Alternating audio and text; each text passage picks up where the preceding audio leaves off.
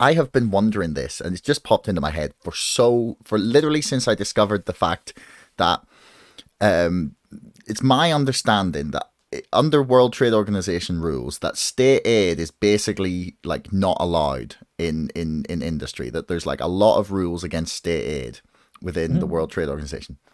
Isn't China's entire economy state aid?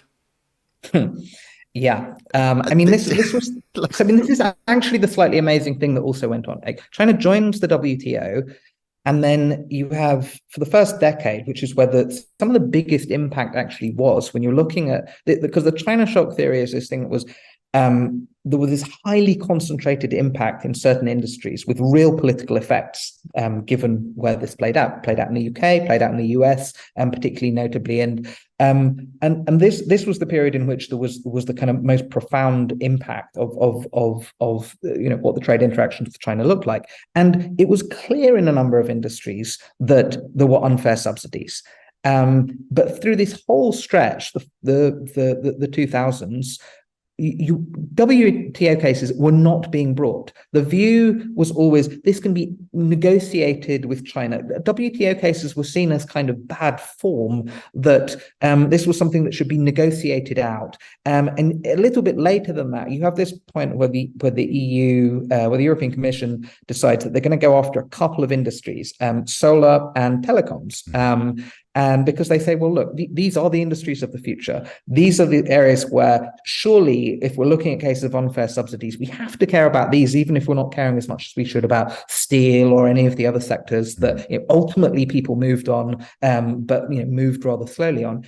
And then they were kneecapped by, in this case, Germany, that said, again, it's unfriendly. We don't want to bring these cases. Some of the firms are often unhelpful as well, because the Chinese side is quite good at making sure that they have some equities there and will only come to the European Commission where their industry is virtually decimated, by which point some of these things are too late. So, I mean, these two big cases that they tried to bring, which would have been a pretty effective way at that time of going after Huawei, and may have been able to slow down the hit that you had on the European solar sector, was just wiped out. I mean, they were not able to use the means that had been put in place and should have been in place, because, again, the political attitude of how you conduct relations with China and economic relations with China was quite different. And now we're getting all of this creativity about, looking at it as being China Inc., looking at the kind of colossal cross-subsidization that's going on. We're in a phase now where even talking about the private sector in China has become,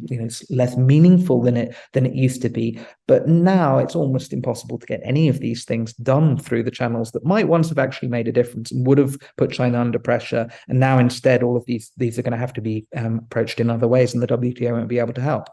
Yeah, I guess it's also quite complex. Like another thing that really opened my eyes was the book The Shock Doctrine from Naomi Klein, which I think I've referenced like 60 times on this show. I think it's possibly one of the best books there's ever been written, or at least nonfiction. And she talks a lot about how like the idea that it was China Inc. was kind of hidden behind, like, it used to be like directly state-owned industries, and then what a lot of what basically happened through the 90s was they harnessed the idea of privatization and like companies going public and using the mechanisms of capitalism, but then the owners were not the state anymore, but it was just members of the CCP or their family, who became the owners. So they have theoretically still got the same level of control, but it's hidden behind a whole bunch of layers of ownership that you can't trace.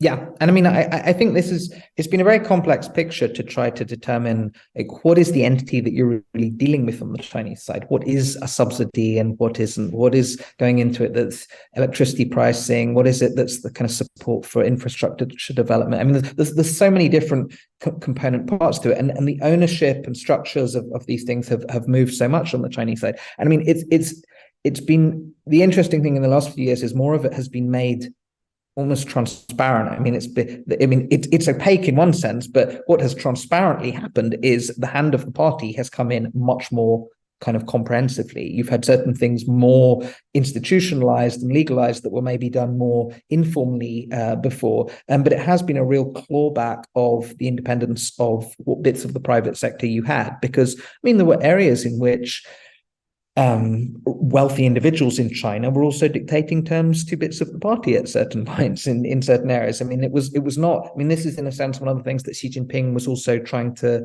clamp down on, to show very fully who was in charge. And you saw that particularly in one of the most independent previously areas of the Chinese economy, which was the consumer-facing tech sector, where they just absolutely went after all of these people, Jack Ma and all of these the people that had been the kind of, well, here's the benign face of what a rising tech savvy private sector China could look like. All of that's just been reined in, and so it's become much easier to point to certain things now that in the past, when one was running this analysis, were kind of hidden behind various layers of state-owned state asset entities and in kind of cross-cutting industrial subsidies and all of these sorts of things. Now it's just the party is in control. There are cells and specific individuals who are kind of who've been put in these companies. There is a parallel structure now that means the private sector has to answer to a different boss.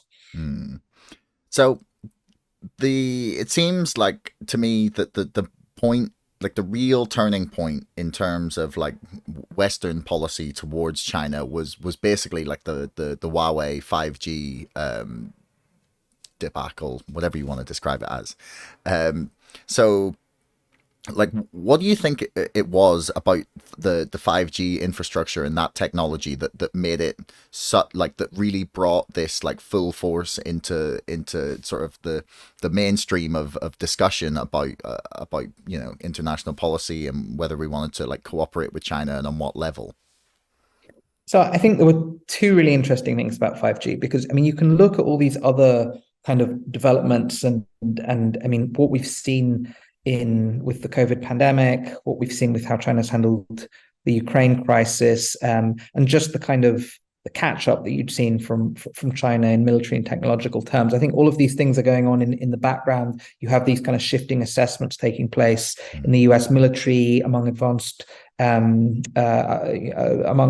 industries in places like Germany that had previously been quite relaxed about the developments on the Chinese side. And did think they could stay a few steps ahead. But the interesting thing about what 5G does is, on the US side, what it does is, I think, lead to an understanding of the challenge that China poses in something that is more like systemic terms, because you can't think about all of the different dimensions of what 5G represents as a technology while thinking about it through a US-China prism alone. In the most kind of straightforward terms of this, the main competitors to Huawei and ZTE on the Chinese side, the only ones left standing in the telecom sector that could replicate what they could do were two European firms, Ericsson and Nokia.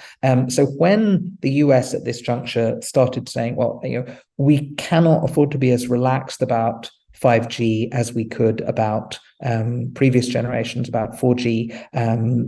It's a more data-centric version of how the telecoms networks will evolve, that poses a whole different set of risks, and it's going to be far more central to really the enabling infrastructure of all of the other technologies that we care about in future as well. We're going to have to deal with this differently, but also the market basis for everything looked incredibly concerning. It was a version of kind of what the telecoms future for the world looked like that said, not only were we down to Nokia and Ericsson, one of them was almost certainly going to go, maybe both of them. You were basically having the squeezing out in a critical sector of potentially the entirety of the collective West's capacity to do this kind of basic but kind of critical task of developing the spine of how we communicated and for 5G, a whole series of different things that we still haven't even dealt with yet in terms of kind of some of the new capabilities that will be possible in certain industries as a result of that. And so I think the understanding at that point on the US side was, we can't act on this as this is not a US-China conversation. This is what does the global market in this entire field look like? What do we have to do in industrial terms to make sure that we're not outpaced? And it kind of fused the technology, security, industry, economic question that was this. I think the way that China policy started to be thought about differently, because it was all in its separate lanes before on the US side. It's only in the last few years that you started to get all of these questions seen in more integrated terms, to not have these sharp distinctions, which was always the way the Chinese side tended to think about these questions, but was also kind of waking up to that concept of systems. And Marxist thinking is much more amenable to that than the models that we'd had for thinking about this in the West. So I think on the US side, that was kind of what it represented, and the way that the US had to go about dealing with this was just not a classic security problem. If you wanted to go around and persuade some pretty reluctant allies to upend the models that they had in place, spend money on this very differently, recast their relations with China as a result of it, and beyond this specific task of essentially shutting Chinese firms out from these decisions, which were very, very imminent decisions, you had this wider question of kind of what was this going to mean across a whole series of other sectors as well. And I mean, of course, if you're thinking about what we've just seen, the expansive export controls on semiconductors, for instance, it's the same issue with semiconductors. Semiconductors, yes, there's a critical part of it that's there on the US side, but it's the United States, it's Taiwan, it's the Netherlands, it's South Korea. There's a kind of a whole chain that you have to pull into effect and think about it across a system rather than just as a US-China problem. But I mean, more briefly, I mean, the Europe side was a different question. This was then this adjustment in thinking that said, because people still wanted to say, well, we want to be open to trade with China. We should not close our system down.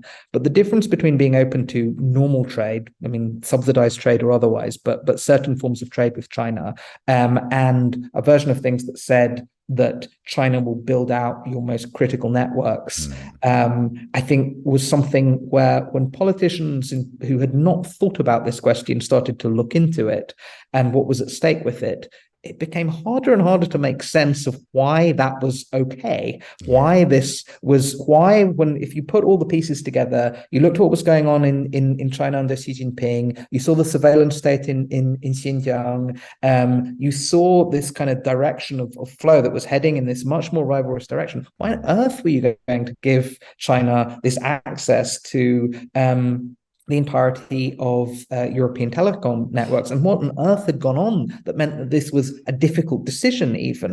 Why is it that Western telecoms firms had become so enmeshed with this that they were sitting around saying it will be impossible without China and it will cost so much money that it's absolutely impossible? I mean, that was a problem in its own right, that we'd already gone so far down the line on this that it was even in question. And so I think it did really help to wake people up across a number of European countries. People hadn't really thought about China in, again, systemic terms or some of these challenges before, to start to address a bit more seriously. Hang on, we need to revise the paradigm on this. We need to think about the openness of our systems differently. We need to define this differently. And we're dealing with something quite different when it comes to, selling socks or selling steel versus China's advanced capabilities in these sectors. It exports values with it in a different way, in a way that you don't have values embedded in socks. You do have values embedded in some of these advanced technologies, and so I think it led people to wrestle with this problem in a very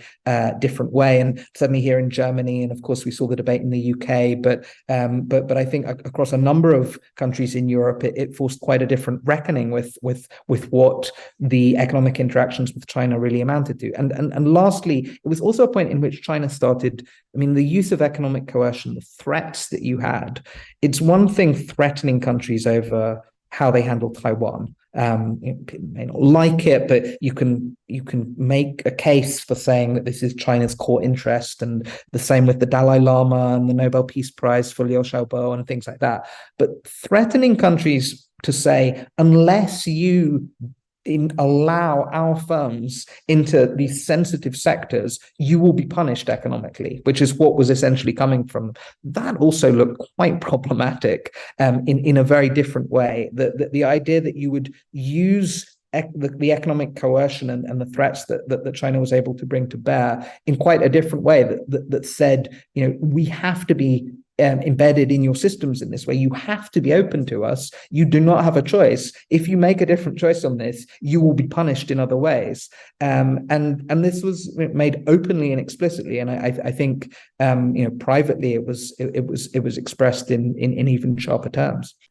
Hey everyone, thanks for making it right the way to the end of the podcast. I love that you tuned in this long.